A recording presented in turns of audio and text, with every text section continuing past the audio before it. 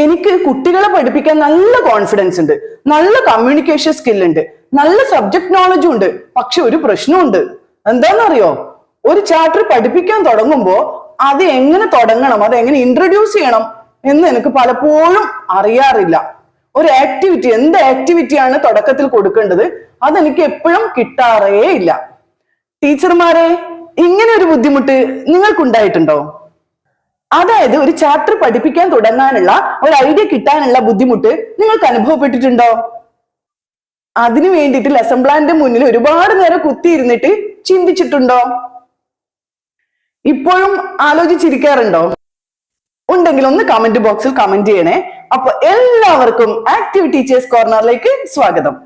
അപ്പോ ഇന്ന് ഞാൻ പഠിപ്പിക്കാൻ പോകുന്ന ടോപ്പിക്ക് എങ്ങനെയാണ് തുടങ്ങുന്നതെന്ന് ഞാൻ ഈ വീഡിയോയിലൂടെ നിങ്ങൾക്ക് പറഞ്ഞു തരുന്നതാണ്. അപ്പൊ എല്ലാവരും വീഡിയോ അവസാനം വരെ കാണണം കേട്ടോ. ഇഷ്ടപ്പെട്ട എല്ലാവരും ലൈക്കും ഷെയറും മറക്കാതെ ചെയ്യണേ. അപ്പോ നിങ്ങൾ ക്ലാസ്സിൽ എത്തിക്കഴിഞ്ഞ് കുട്ടികളോട് പറയാം, കുട്ടികളെ ഇന്ന് നമുക്ക് കളിക്കാം. സാധാരണ ബാക്കി എല്ലാ ടീച്ചർമാരും എല്ലാ ദിവസവും നിങ്ങളെ പഠിപ്പിച്ചുകൊണ്ടിരിക്കുകയല്ലേ ചെയ്യുന്നത്. അപ്പൊ ഇന്ന് നമുക്കൊരു കളി കളിച്ചാലോ?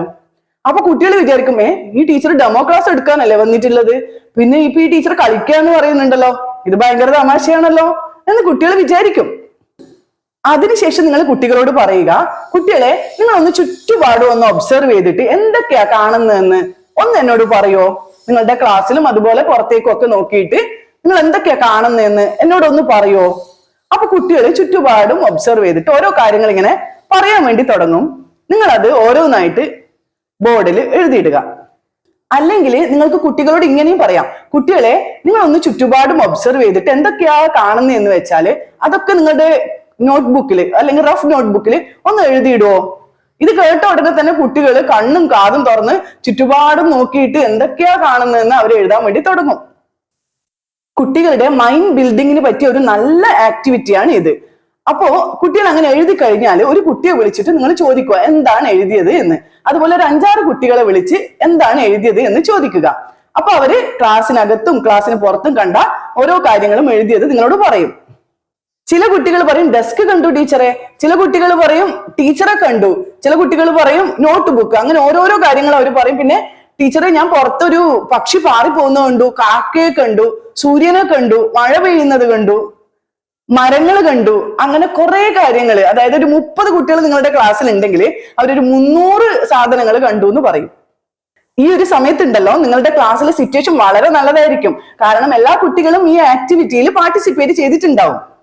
പിന്നെ എല്ലാ വീഡിയോയിലും ഞാൻ നിങ്ങളോട് എപ്പോഴും പറയുന്ന ഒരു കാര്യമാണ്, ഒരു ടോപ്പിക് തുടങ്ങുമ്പോൾ ഏറ്റവും സിമ്പിൾ ആയ രീതിയിൽ, ഇൻട്രസ്റ്റിംഗ് ആയ രീതിയിൽ നല്ലൊരു ആക്ടിവിറ്റി ഒക്കെ കൊടുത്ത് തുടങ്ങണം എന്ന്. അങ്ങനെ ചെയ്യുമ്പോഴാണ് ഓരോ കുട്ടിയുടെയും അറ്റൻഷൻ നമുക്ക് കിട്ടുക. കാരണം ഈ കുട്ടികളുടെ മനസ്സ് നമ്മൾ ക്ലാസ്സിലേക്ക് ചെല്ലുമ്പോൾ പല സ്ഥലത്തായിരിക്കും. അപ്പോ അവരെ നമ്മുടെ ടോപ്പിക്കിലേക്ക് കൊണ്ടുവരാൻ വേണ്ടിയിട്ട് നമ്മൾ ഒന്നുകിൽ ഷൗട്ട് ചെയ്യേണ്ടി വരും, അല്ലെ അലറേണ്ടി വരും ക്ലാസ്സിൽ കുട്ടികളോട്, ശ്രദ്ധിക്കുക എന്ന് പറഞ്ഞിട്ട് അല്ലെ. അപ്പോ ഈ ഒരു രീതിയിൽ നിങ്ങൾ ഇങ്ങനെ ആക്ടിവിറ്റി കൊടുത്ത് തുടങ്ങുകയാണെങ്കിൽ കുട്ടികളുടെ അറ്റൻഷൻ നിങ്ങൾക്ക് പെട്ടെന്ന് കിട്ടും.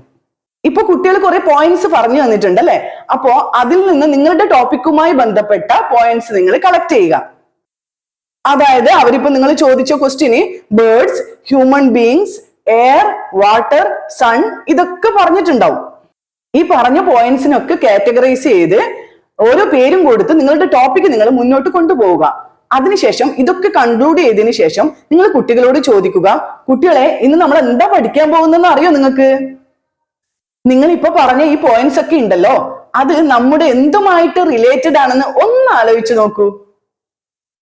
Yes, today's topic is environment. കുട്ടികളെ നിങ്ങളുടെ ക്ലാസ്സിനകത്തും പുറത്തും കണ്ടിട്ടുള്ള സാധനങ്ങൾ തന്നെയാണ് നമ്മുടെ ഈ എൻവയോൺമെന്റ്. ശരിക്കും പറഞ്ഞാല് ഈ ചാപ്റ്റർ പഠിക്കാതെ തന്നെ നിങ്ങൾക്ക് കാര്യങ്ങളൊക്കെ അറിയാം. കാരണം നിങ്ങൾ അത്രയും ഇന്റലിജന്റ് ആയ കുട്ടികളാണ് അല്ലെ, വളരെ സ്മാർട്ടായ കുട്ടികളാണ് നിങ്ങൾ. പക്ഷെ എന്നിരുന്നാലും ഈ ചാപ്റ്റർ നമ്മളൊരു ഫോർമൽ രീതിയിൽ ഒന്ന് നോക്കണം. ഇല്ലെങ്കിൽ നിങ്ങളുടെ പേരൻസ് പറയും ഈ ടീച്ചർ ഒന്നും പഠിപ്പിച്ചിട്ടില്ല, എഴുതിച്ചിട്ടില്ല എന്ന്. അപ്പൊ നമുക്ക് ഈ ചാപ്റ്റർ ഒന്ന് നോക്കാം കേട്ടോ. അപ്പൊ ഇങ്ങനെയൊക്കെ പറഞ്ഞ് നിങ്ങൾ ടീച്ചർമാര് ക്ലാസ് തുടങ്ങുക. പിന്നെ ഈ ക്ലാസ് തന്നെ നിങ്ങൾക്ക് വേറൊരു രീതിയിലും തുടങ്ങാം. അതായത് ഒരു ഗെയിം എന്ന രീതിയിൽ നിങ്ങൾക്ക് ഈ ക്ലാസ് തുടങ്ങാം. അതെങ്ങനെയാണെന്ന് വെച്ചാൽ ഞാൻ പറയാം. നിങ്ങൾ കുട്ടികളോട് പറയുക, children let us play a quick game. Raise your hand if you love trees. Raise your hand if you like animals. Raise your hands if you enjoy playing outside. Children, guess what? All of these are a part of the environment. So, today we will learn what the environment is, why it is so important, and how we can take care of it just like it takes care of us. അതിനുശേഷം നിങ്ങൾ main explanation നടത്തുക. Living things, non living things ഇതൊക്കെ explain ചെയ്യുക. ഇതിനിടയിൽ വേണമെങ്കിൽ നിങ്ങൾക്ക് ഈ ഒരു ഗെയിമും കൂടി കൊടുക്കാം. Let's play a quick game called Good for the Earth or Not. Children, I will tell you something and you tell me if it is good or not good for the environment. Ready? Okay, first one.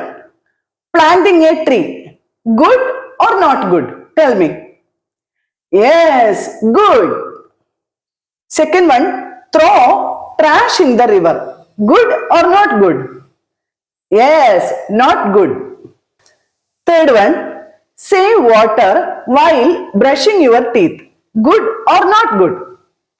Yes, good. Fourth one, leaving lights on when not needed. Good or not good? Yes, not good. കുട്ടികൾ ഈ ഒരു ഗെയിമിൽ participate ചെയ്തതിനും അതുപോലെ ശരി ഉത്തരം പറഞ്ഞതിനും നിങ്ങൾ കൈയടിച്ച് പ്രോത്സാഹിപ്പിക്കുക. ഇനി ഈ ഒരു ചാപ്റ്ററിന് വേണ്ടിയിട്ട് നിങ്ങൾ എന്തൊക്കെ വിഷ്വൽ എയ്ഡ്സ് ആണ് ക്ലാസ്സിൽ കൊണ്ടുപോകേണ്ടതെന്ന് പറയാം. സൺ, ട്രീസ്, റിവേഴ്സ്, ആനിമൽസ് ഇതിന്റെ ഒക്കെ പിക്ചേഴ്സോ അല്ലെങ്കിൽ ഫ്ലാഷ് കാർഡോ നിങ്ങൾക്ക് ക്ലാസ്സിലേക്ക് കൊണ്ടുപോകാം. പിന്നെ a happy earth and sad earth chart നിങ്ങൾക്ക് വേണമെങ്കിൽ കൊണ്ടുപോകാം. To show clean versus polluted environment. അതുപോലെ നിങ്ങൾക്ക് ഗ്ലോബ് കൊണ്ടുപോവാം, എർത്ത് ബോൾ കൊണ്ടുപോവാം. ഇതൊക്കെ കൊണ്ടുപോയിട്ട് ക്ലാസ് ഒന്നുകൂടി ഇൻട്രസ്റ്റിംഗ് ആക്കാം. അടുത്ത സ്റ്റെപ്പ് റിവിഷൻ, അതായത് നിങ്ങൾ ഇതുവരെ പഠിപ്പിച്ച കാര്യങ്ങൾ കുട്ടികളോട് റിവൈസ് ചെയ്യുക. നെക്സ്റ്റ് ഗിവ് വർക്ക് ഷീറ്റ്, അതായത് നിങ്ങൾ ഈ ലെസണുമായിട്ട് ബന്ധപ്പെട്ട് ഒരു വർക്ക് ഷീറ്റ് റെഡി ആക്കിയിട്ടുണ്ടെങ്കിൽ അത് കുട്ടികൾക്ക് കൊടുക്കുക. പിന്നീട് ഈ ലെസണുമായി ബന്ധപ്പെട്ട ഒരു ഹോംവർക്ക് കൂടി കൊടുത്ത് നിങ്ങൾ ക്ലാസ് അവസാനിപ്പിക്കുക. അപ്പൊ ഇന്നത്തെ ഈ വീഡിയോ കണ്ടു കഴിഞ്ഞാലുണ്ടല്ലോ, നിങ്ങൾ ഇതുകൊണ്ട് നിങ്ങൾക്ക് എന്തെങ്കിലും ഉപകാരം ഉണ്ടോ ഇല്ലയോ എന്നുള്ള ഒരു കമന്റ് നിങ്ങൾ തീർച്ചയായിട്ടും ഇടണം. കാരണം ഇതുപോലത്തെ ടോപ്പിക്ക് നിങ്ങൾക്ക് ആവശ്യമുണ്ടെങ്കിലല്ലേ ഞാൻ ഇട്ടിട്ട് കാര്യമുള്ളൂ. അപ്പൊ തീർച്ചയായിട്ടും നിങ്ങളൊന്ന് കമന്റ് ചെയ്യണം. എന്തെങ്കിലും ഒരു ഉപകാരം, ഒരു ലെസൺ ചാപ്റ്റർ തുടങ്ങാൻ ഉള്ള ഒരു ഐഡിയ നിങ്ങൾക്ക് ഉപകാരപ്പെടുന്നുണ്ട് എന്ന് തോന്നുന്നുണ്ടെങ്കിൽ ഒന്ന് കമന്റ് ചെയ്യണം കേട്ടോ.